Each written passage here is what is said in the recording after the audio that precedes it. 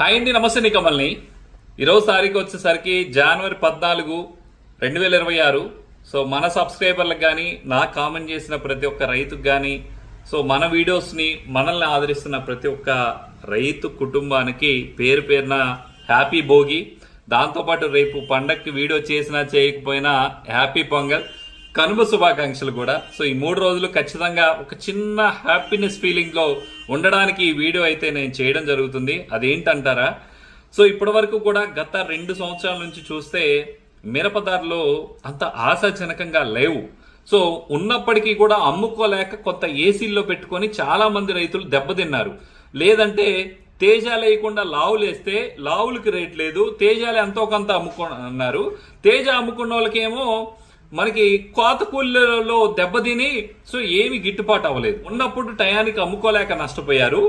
కాయ అమ్ముకుందాం అనుకుంటే లావులు మనకి ధరలు లేక తక్కువకు అమ్ముకొని నష్టపోయారు.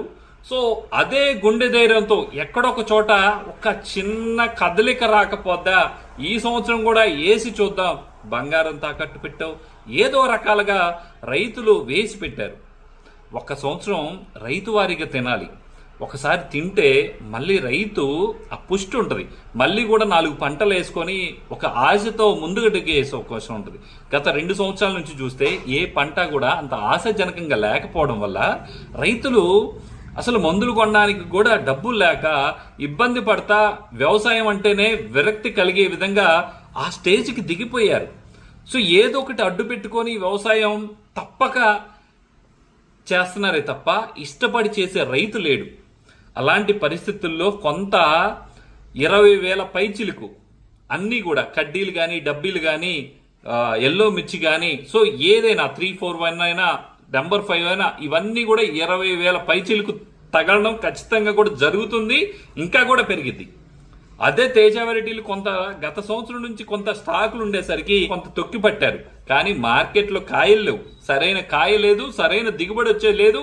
వింటు లక్షణాలు, మార్కెట్ విస్తీర్ణం తగ్గిపోవడం, నల్లి ప్రభావం విపరీతంగా పెరిగిపోవడం వల్ల మిరపేసినా పత్తి వేసినా ఖచ్చితంగా పత్తి కూడా దెబ్బతినిపోయింది.